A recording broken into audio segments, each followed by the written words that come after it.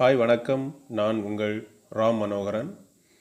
இன்று நாம் பார்க்க போகிறது கெமிக்கல் கோஆர்டினேஷன் இன்டகிரேஷன் பார்ட் 2ல் பிட்யூட்ரி கிளாண்டை பற்றி பார்க்க போகிறோம். பிட்யூட்ரி கிளாண்டு உங்களுக்கே தெரியும், லாஸ்ட் கிளாஸில் நான் சொன்னேன். பிட்யூட்ரி கிளாண்டு என்பது மாஸ்டர் கிளாண்டு. ஏன் அப்படின்னா பிட்யூட்ரி கிளாண்டு தான் நம்ம பாடியில் இருக்கக்கூடிய மற்ற எல்லா கிளாண்ட்ஸையும் கண்ட்ரோல் பண்ணக்கூடிய ஃபங்க்ஷனை பண்ணுது. யார் எந்தெந்த கிளாண்டு என்னென்ன ஃபங்க்ஷன் பண்ணணும்னு டிசைட் பண்ணுறது யார் அப்படின்னா பிட்யூட்ரி கிளாண்டு தான். So the pituitary gland is known as master gland. சரி ஸ்டூடெண்ட்ஸ், இப்போது பிட்யூட்ரி கிளாண்டு இது ஒரு பட்டாணி வடிவத்தில் இருக்கக்கூடிய ஒரு கிளாண்டு. இந்த கிளாண்டு எங்கே லொக்கேட் ஆகிருக்கு அப்படின்னா நம்முடைய பிரெயினுக்கு, அதாவது ஃப்ளோர் ஆஃப் தி பிரெயினில், அதாவது பிரெயினுடைய அடிப்பாகத்தில் ஸ்பீனாய்டு போனில் இருக்கக்கூடிய ஒரு கேவிட்டி, தட் இஸ் கால்ட் செல்லா டர்சிகா அப்படிங்கிற ஒரு கேவிட்டியில் லொக்கேட் ஆகிருக்குது. சரி, அடுத்து டிவிஷன்ஸ் ஆஃப் பிட்யூட்ரி கிளாண்ட். இப்போ ஒரு பிட்யூட்ரி கிளாண்ட் எடுத்திங்கன்னா அந்த பிட்யூட்ரி கிளாண்டில் 2 பார்ட் இருக்குது. ஒரு பார்ட்டு, அதாவது ஃப்ரண்ட், அதாவது ஆன்டீரியர் பார்ட் பார்த்திங்கன்னா அடினோ கைப்போபைசிஸ் அப்படின்னு சொல்லுவாங்க. ரெண்டாவது பேக் சைடில் இருக்கக்கூடிய, அதாவது போஸ்டீரியர் பார்ட்டில் இருக்கக்கூடிய அந்த ரீஜன் நியூரோ கைப்போபைசிஸ் அப்படின்னு சொல்லுவாங்க. அதாவது டிவிஷன்ஸ் ஆஃப் பிட்யூட்ரி கிளாண்டில் 2 பார்ட் இருக்குது. ஒன்று anterior part is known as adeno hypophysis and second one is the posterior part is known as neurokypophysis. நல்ல மைண்டில் வச்சுக்கோங்க. அதாவது முன்பகுதி, பிட்யூட்டரினுடைய முன்பகுதி என்னது, பிட்யூட்டரி கிளாண்டுடைய முன்பகுதி என்னது, அடினோ கைப்போபைசிஸ். பின்பகுதி என்னது, நியூரோ கைப்போபைசிஸ். ஆன்டீரியர் பார்ட்டுக்கு பேர் அடினோ கைப்போபைசிஸ், போஸ்டீரியர் பார்ட்டுக்கு பேர் நியூரோ கைப்போபைசிஸ். சரி, ஏற்கனவே நாம் பிட்யூட்ரி கிளாண்டை 2ஆக பிரிச்சுட்டோம் இல்லையா. ஒன்று அடினோ கைப்போபைசிஸ் அப்படின்னு சொன்னோம், இன்னொன்று நியூரோ கைப்போபைசிஸ்ன்னு சொன்னோம் இல்லையா. இப்போ இந்த அடினோ கைப்போபைசிஸை இன்னும் 2 டிவிஷன்ஸாக, அதாவது 2 பார்ட்ஸாக நம்ம பிரிக்கிறோம். அதாவது அடினோ கைப்போபைசிஸில் 2 பார்ட்ஸ் இருக்குது. ஒன்று பாஸ் டிஸ்டாலிஸ், இன்னொன்று இன்டர்மீடியா. அதே மாதிரி இந்த பின்பகுதி இருக்கு இல்லையா, நியூரோ கைப்போபைசிஸ், அதையும் நாம் என்ன பண்ணுறோம், அந்த பார்ட்டுக்கு பேர் என்னன்னு பார்த்தீங்கன்னா பாஸ் நர்வோசா. ஸோ எகெயின் நல்லா மைண்டில் வச்சுக்கோங்க, நம்ம பிட்யூட்ரியை 2 பார்ட்டாக பிரிச்சுக்கிறோம். ஒன்று அடினோ கைப்போபைசிஸ், இன்னொன்று நியூரோ கைப்போபைசிஸ். இந்த அடினோ கைப்போபைசிஸை நம்ம என்ன சொல்கிறோம் அப்படின்னா 2 பார்ட்டாக பிரிக்கிறோம். ஒன்று பாஸ் டிஸ்டாலிஸ், இன்னொன்று பாஸ் இன்டர்மீடியா. ரெண்டாவது நியூரோ கைப்போபைசிஸ் இருக்கு இல்லையா, அந்த பகுதியை நாம் என்ன சொல்கிறோம், பாஸ் நர்வோசா அப்படின்னு சொல்லிட்டு நாம் சொல்கிறோம்.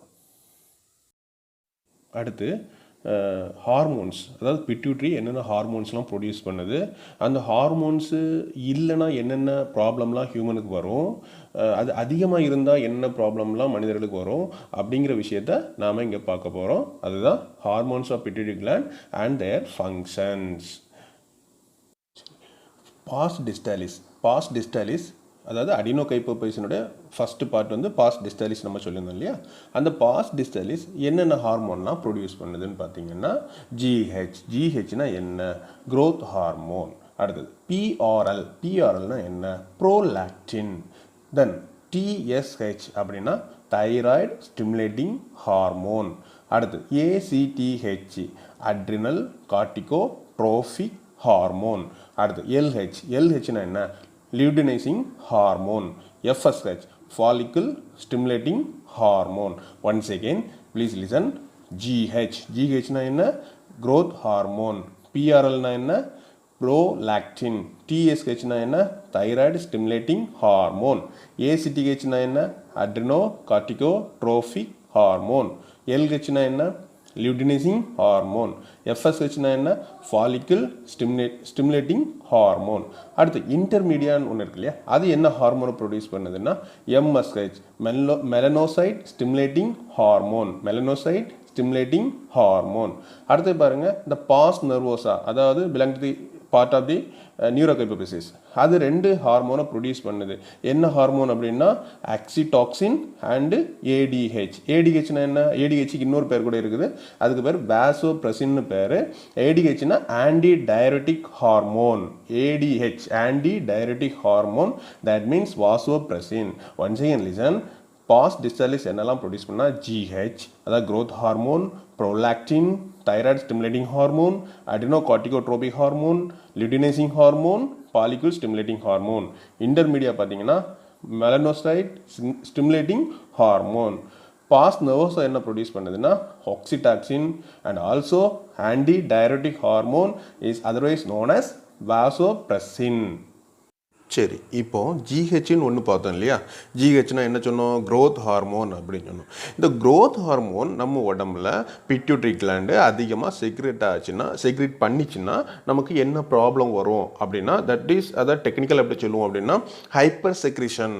Hypersecretion of GH leads to produce gigantism. What is called gigantism? Gigantismனா என்ன? பார்க்கறதுக்கே விகோரஸாக இருப்பாங்க, அப்படியே அப்நார்மல் க்ரோத்து. இதை தான் என்ன சொல்லுவாங்க? ஜைஜாண்டிசம் சொல்லுவாங்க. அதாவது இது ஏன் வருது அப்படின்னா ஹைப்பர் செக்ரேஷன், அதாவது ஜிஹெச் க்ரோத் ஹார்மோன் அளவுக்கு அதிகமாக செக்ரீட் ஆகும்போது இந்த டிசீஸ் வரும். இந்த டிசீஸ் ஜைஜாண்டிசம், அதாவது அசுரத்தன்மைன்னு சொல்லுவாங்க தமிழில். அசுரத்தன்மை பார்க்குறதுக்கு அப்படி விகோரஸாக இருப்பாங்க. ஸோ அதனால் ஜிஹெச் அளவுக்கு அதிகமாக செக்ரீட் ஆகக்கூடாது. க்ரோத் ஹார்மோன் அளவுக்கு அதிகமாக செக்ரீட் ஆனால் ஜைஜாண்டிசம் வரும் அப்படின்னு பார்த்தோம். அதே மாதிரி இன்னொரு டிசீஸ் கூட வருது. என்ன அப்படின்னா அக்ரோமெகலி அப்படின்னு சொல்லிட்டு. இந்த டிசீஸ் பார்த்தீங்கன்னா என்னோட சிம்டம் என்ன அப்படின்னா சிவியர் ஃபேஸ் டிஸ்ஃபிகர்மெண்ட். பாருங்கள் அது எவ்வளோ பஃபியாக, அந்த ஃபேஸ் எவ்வளோ பஃபியாக ஃபேட்டியாக இருக்குது இல்லையா? இதுதான் சிவியர் ஃபேஸ் டிஸ்ஃபிகர்மெண்ட். பார்க்குறதுக்கே ஒரு மாதிரி அசிங்கமாக இருந்த மாதிரி இருக்கும். அடுத்து பார்த்திங்கன்னா ப்ரீமெச்சூர் டெத்து. இப்போ நம்ம அந்த டிசீஸ் வந்திருக்கு அப்படிங்கிறத ஃபைண்ட் அவுட் பண்ணலை அப்படின்னா என்ன ஆயிடுவாங்க? அந்த பேஷண்ட் இறந்து போக வாய்ப்பு இருக்குது. அதான் செக் பண்ணலை அப்படின்னா இறந்து போயிடுவாங்க. சரி, செக் பண்ணலாம் அப்படின்னா இது க்ரோனிக் ஸ்டேஜ் வந்த பிறகு தான் நம்மளால் டயக்னோஸ் பண்ணவே முடியும். ஸோ அதனால் இது வெரி வெரி டிஃபிகல்ட்டு. ஸோ அப்போது அளவுக்கு அதிகமாக க்ரோத் ஹார்மோன் செக்ரீட் ஆனால் ஹியூமனுக்கு வரக்கூடிய 2 டிசீஸ் என்ன அப்படின்னு பார்த்தீங்கன்னா, ஒன்று ஜைஜாண்டிசம், இன்னொன்று அக்ரோமெகலி. சரி, ஏற்கனவே நம்ம ஹைப்பர் செக்ரேஷன் ஆஃப் ஜிஹெச் பற்றி பார்த்தோம். இப்போ ஹைப்போ செக்ரேஷன், அதாவது க்ரோத் ஹார்மோன் ரொம்ப கம்மியாக செக்ரேட் ஆகிடுச்சுன்னா என்ன பிரச்சனை வரும் அப்படின்னு பார்த்தீங்கன்னா குள்ளத்தன்மை, அதாவது டார்ஃபிசம். க்ரோத்து கம்ப்ளீட்டாக இருக்காது, ரொம்ப குள்ளத்தன்மையாக இருப்பாங்க. ஸோ இது hypo secretion of GH. That means growth hormone. Once again listen. Growth ஹார்மோனுடைய ஹைப்பர் செக்ரேஷனால் வரக்கூடிய ப்ராப்ளம் 2. ஒன்று ஜைஜாண்டிசம், இன்னொன்று அக்ரோமெகலி. அதே மாதிரி க்ரோத் ஹார்மோனுடைய ஹைப்போ செக்ரேஷனால், அதாவது குறைவாக டெஃபிஷியன்சி டிசீஸ் என்னன்னு பார்த்தீங்கன்னா dwarfism. Excessive disease acromegaly, gigantism. Deficiency disease dwarfism. Next hormone thyroid stimulating hormone. இந்த ஹார்மோன் என்ன பண்ணால் பிட்யூட்டரியில் அடினோகைபோபஸ்லேருந்து செக்ரேட் ஆகிட்டு நம்ம கழுத்தில் இருக்குது இந்த தைராய்டு கிளாண்ட், அதை போய் ஸ்டிமுலேட் பண்ணுது. அதை ஸ்டிமுலேட் பண்ணி, அதாவது பிட்யூட்டரி கிளாண்டில் ப்ரொடியூஸ் ஆகக்கூடிய தைராய்டு ஸ்டிமுலேட்டிங் ஹார்மோன் நம்ம கழுத்தில் இருக்கக்கூடிய தைராய்டு கிளாண்டை போய் ஸ்டிமுலேட் பண்ணி ஒரு 3 ஹார்மோனை ப்ரொடியூஸ் பண்ண வைக்குது. அந்த 3 ஹார்மோன் என்ன அப்படின்னா T3, அதாவது ட்ரை அயோடோ தைரோனின், இன்னொன்று T4 tetra iodo thyronine. Third hormone பார்த்தீங்கன்னா கால்சிட்டோனின். ஆக்சுவலி ஃபஸ்ட்டு உள்ள அந்த ரெண்டுமே iodinated hormone, T3 and T4. T3னா ட்ரை அயோடோ தைரோனின், T4ங்கிறது டெட்ரா அயோடோ தைரோனின், மூணாவது உள்ளது கால்சிட்டோனின். ஸோ இந்த 3 ஹார்மோனையும் செக்ரேட் பண்ண வைக்குது. யார் அப்படின்னா இந்த தைராய்டு ஸ்டிமுலேட்டிங் ஹார்மோன். அதாவது பிட்யூட்டரி கிளாண்ட்லேருந்து செக்ரேட் ஆகக்கூடிய தைராய்டு ஸ்டிமுலேட்டிங் ஹார்மோன் நம்ம கழுத்தில் இருக்கக்கூடிய அந்த தைராய்டு கிளாண்டை ஸ்டிமுலேட் பண்ணால் மட்டும்தான் இந்த T3, அதாவது tri iodo thyronine, T4 tetra iodo thyronine, calcitonin, இந்த 3 ஹார்மோனும் செக்ரேட் ஆகும். அடுத்த ஹார்மோன் அட்ரினல் கார்டிகோட்ரோபிக் ஹார்மோன், அதாவது ACTH, அட்ரினோ கார்டிகோட்ரோபிக் ஹார்மோன். இந்த ஹார்மோன் என்ன பண்ணுதுன்னா நம்ம பிட்யூட்டரி கிளாண்ட்லேருந்து செக்ரேட் ஆகிட்டு நம்ம கிட்னி இருக்கு இல்லையா, அந்த கிட்னிக்கு மேலே ஒரு தொப்பி மாதிரி ஒரு கிளாண்ட் இருக்குது, அதுக்கு பேர் அட்ரினல். அதில் அந்த அட்ரினல் நம்ம கட் பண்ணி பார்த்தோம்னா 2 பார்ட் இருக்கும். அதாவது அவுட்டர் ஜோன் இருக்கு இல்லையா, அது வந்து கார்டெக்ஸ், இன்னர் ஜோன் வந்து பார்த்திங்கன்னா மெடுலா. ஸோ இது என்ன பண்ணுதுன்னா இந்த அட்ரினல் கார்டிகோட்ரோபிக் ஹார்மோன் வந்து ஒன்லி, அதாவது அட்ரினல் கார்டெக்ஸில் மட்டும்தான் ரியாக்ட் பண்ணும், மெடுலாவில் ரியாக்ட் பண்ணாது. அதாவது நல்லா மைண்டில் வச்சுக்கோங்க, இந்த அட்ரினல் கார்டிகோட்ரோபிக் ஹார்மோன் வந்து பார்த்திங்கன்னா கிட்னிக்கு மேலே இருக்கக்கூடிய ஒரு அட்ரினல் கிளாண்டில் 2 பார்ட் இருக்குது. அதில் அட்ரினல் கார்டெக்ஸ் அண்ட் மெடுலா. அதில் எஸ்பெஷலி அட்ரினல் கார்டெக்ஸ் மேலே மட்டும் ரியாக்ட் பண்ணி to stimulate 2 hormones. One is called glucocorticoids, another one steroid hormones. இந்த 2 ஹார்மோன்ஸையும் அது செக்ரீட் பண்ண செய்யுது. Once again listen, adrenocorticotropic hormone என்ன பண்ணுது அப்படின்னா stimulate the adrenal gland. Adrenal கிளாண்டில் எந்த பார்ட்டில் ஸ்டிமுலேட் பண்ணுது? அட்ரினல் கார்டெக்ஸை ஸ்டிமுலேட் பண்ணி அதுலேருந்து எத்தனை ஹார்மோன்ஸ் வருது? 2 ஹார்மோன்ஸ் வருது. ஒன்று வந்து குளுக்கோகார்டிகாய்ட்ஸ், இன்னொன்று ஸ்டீராய்டு ஹார்மோன்ஸ். ஸ்டீராய்டு ஹார்மோன்ஸ் அப்படின்னா it's made by lipid or fat something, ஓகேங்களா? ஸோ இதனால் ஆனதுனால தான் அது பேர் என்னது? ஸ்டீராய்டு ஹார்மோன்ஸ்னு நாம் சொல்கிறோம். நெக்ஸ்ட்டு கொனடோட்ரோஃபின்ஸ் பார்த்திங்கன்னா 2 டைப்பு உண்டு அப்படின்னு சொல்லிட்டு ஏற்கனவே உள்ள வீடியோவில் நம்ம சொன்னோம். அது வந்து எஃப்எஸ்ஹெச், அதாவது பாலிகல் ஸ்டிமுலேட்டிங் ஹார்மோன், இன்னொன்று எல்ஹெச் லியூட்டினைசிங் ஹார்மோன். இதை தான் நம்ம லாஸ்ட் வீடியோவில் பார்த்தோம். கொனடோட்ரோஃபின் ரிலீசிங் ஹார்மோன் அப்படின்னு சொல்லிட்டு ஹைப்போதாலமஸில் ஒன்று வரும். அது வந்து பிட்யூட்டரி கிளாண்டை ஸ்டிமுலேட் பண்ணி கொனடோட்ரோஃபின்ஸை ப்ரொடியூஸ் பண்ணும். அந்த கொனடோட்ரோஃபின்ஸ் 2 ஹார்மோன் 2 டைப் வரும். ஒன்று வந்து எஃப்எஸ்ஹெச், அதாவது பாலிகல் ஸ்டிமுலேட்டிங் ஹார்மோன், இன்னொன்று எல்ஹெச் லியூட்டினைசிங் ஹார்மோன் அப்படின்னு சொன்னோம். இப்போது இந்த ஹியூமன் மெயிலில் லியூட்டினைசிங் ஹார்மோன் என்ன ஃபங்க்ஷன் பண்ணுது அப்படிங்கிறத நம்ம பார்க்கணும். என்ன பண்ணுது அப்படின்னா டெஸ்டிஸ் இருக்கு இல்லையா, அதாவது மெயில் ரிப்ரடக்டிவ் சிஸ்டத்தில் டெஸ்டிஸை ஸ்டிமுலேட் பண்ணி அதுலேருந்து ஆண்ட்ரோஜன் அப்படின்னு ஒரு ஹார்மோனை ப்ரொடியூஸ் பண்ணுது. இந்த ஆண்ட்ரோஜன் ஹார்மோன் இருக்கிறதுனால தான் அந்த மெயிலுக்கு வந்து பார்த்திங்கன்னா செகண்டரி செக்ஷுவல் கேரக்டர்ஸ், அதாவது தாடி வளர்கிறது, மீசை வளர்கிறது, ப்ராட் செஸ்ட்டு ஃபார்ம், இந்த மாதிரி விஷயங்கள், அதாவது செகண்டரி செக்ஷுவல் கேரக்டர்ஸ் எல்லாமே வரதுக்கு காரணம் இந்த ஆண்ட்ரோஜன். இந்த ஆண்ட்ரோஜன் ப்ரொடியூஸ் ஆகணும் அப்படின்னா கண்டிப்பாக என்ன பண்ணணும்? இந்த டெஸ்டிஸை யார் ஸ்டிமுலேட் பண்ணணும்? எல்ஹெச், அதாவது எல்ஹெச் வந்து ஸ்டிமுலேட் பண்ணணும். எல்ஹெச் எங்கேருந்து வருது? பிட்யூட்டரியோட அடினோகைபஸ்லேருந்து வருது. வந்து டெஸ்டிஸை ஸ்டிமுலேட் பண்ணி அதுலேருந்து என்னது? ஆண்ட்ரோஜன் அப்படிங்கிற ஒரு ஹார்மோனை ப்ரொடியூஸ் பண்ணுது. அதனால தான் இந்த மெயில் செகண்டரி செக்ஷுவல் கேரக்டர்ஸ் வந்து ஹியூமன் மெயிலுக்கு ஃபார்ம் ஆகுது. ஏற்கனவே நம்ம சொன்னோம் ஆண்ட்ரோஜன் எப்படி ப்ரொடியூஸ் ஆகுதுன்னு நம்ம பார்த்தோம். எப்படின்னா எல்ஹெச் வந்து டெஸ்டிஸை ஸ்டிமுலேட் பண்ணி ஆண்ட்ரோஜனை ப்ரொடியூஸ் பண்ணுது அப்படின்ட்டு. இப்போ இந்த ஆண்ட்ரோஜன் வந்துடுச்சு அப்படின்னா ஆண்ட்ரோஜனும் எஃப்எஸ்ஹெச்சும் சேர்ந்து தான் என்ன பண்ணுது? ஸ்பெர்மட்டோஜெனிசிஸ் அப்படிங்கிற ஒரு ஃபங்க்ஷனை. ஸ்பெர்மட்டோஜெனிசிஸ்னால் என்னது? ஃபார்மேஷன் ஆஃப் ஸ்பெர்ம், அதாவது அந்த மேலுக்கு டெஸ்டிஸில் ஸ்பெர்ம் உற்பத்தி ஆகிற அந்த ஒரு ஃபங்க்ஷனை கண்ட்ரோல் பண்ணுறதை, அதை ரெகுலேட் பண்ணுறது யார் பண்ணுறா அப்படின்னா இந்த ஆண்ட்ரோஜனும் அந்த எஃப்எஸ்ஹெச்சும் தான். ஸோ இந்த ஆண்ட்ரோஜன் எப்படி வரும்? நான் ஏற்கனவே உங்களுக்கு சொன்னேன். எல்ஹெச்சி வந்து டெஸ்டிஸை ஸ்டிமுலேட் பண்ணி ஆண்ட்ரோஜனை ப்ரொடியூஸ் பண்ணுது. எஃப்எஸ்ஹெச் எங்கேருந்து வருது? அடினோகைபோசிஸ்லேருந்து வருது. இந்த ரெண்டுமே சேர்ந்து என்ன பண்ணுது? மெயிலில் ஸ்பெர்ம் ஃபார்மேஷனை ரெகுலேட் பண்ணுது.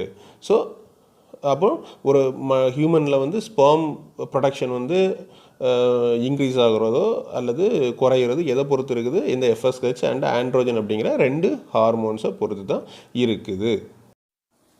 ஏற்கனவே நம்ம வந்து எல்ஹெச் அண்ட் எஃப்எஸ்ஹெச் ரோல் மெயிலில் என்னன்னு நம்ம பார்த்தோம். இப்போது ஃபீமேலில் எஃப்எஸ்ஹெச்சும் எல்ஹெச்சும் என்ன ஃபங்க்ஷன் பண்ணுது அப்படிங்கிறத கண்டிப்பாக நம்ம பார்க்கணும். இப்போ எஃப்எஸ்ஹெச் என்ன பண்ணுது அப்படின்னு பார்த்தீங்கன்னா பாலிகல் ஸ்டிமுலேட்டிங் ஹார்மோன், அதாவது இந்த ஃபீமேலில் எக்கை சுற்றி என்ன இருக்கணும்னா பாலிகல் செல்ஸ் இருக்கும். அது மெச்சூர் பண்ண வைக்கிறது தான் இந்த எஃப்எஸ்ஹெச்சினுடைய வேலை. அதில் பேர்லேயே இருக்குது பாருங்கள், பாலிகல் ஸ்டிமுலேட்டிங் ஹார்மோன். பாலிக்குலை மெச்சூர் பண்ண வைக்குது. சரி, இப்போ எக்கு வந்து மெச்சூர் ஆகிடுச்சு. அடுத்து என்ன பண்ணணும்? It should be release from the ovary இல்லையா? இதுக்கு பேர் தான் ovulation. Releasing of ovum from egg is known as ovulation. இது எப்போ நடக்கும் அப்படின்னா ஒவ்வொரு ஃபீமேல்லையும் பார்த்தீங்கன்னா எவ்ரி பீரியடிக் சைக்கிள் 28 days இல்லையா? இதில் 10 to 17 days 17th டேயில், அதாவது பிட்வீன் 10 to 17 இந்த என்ன பண்ணுது? இந்த எல்ஹெச் சர்ச் நடக்கும். அந்த டைமில் இந்த ஓவுலேஷன், அதாவது எல்ஹெச் லெவல் பீக் லெவலில் வந்துடும். ஸோ எக் என்ன ஆகும்? ஓவர்லேருந்து ரிலீஸ் ஆகும்.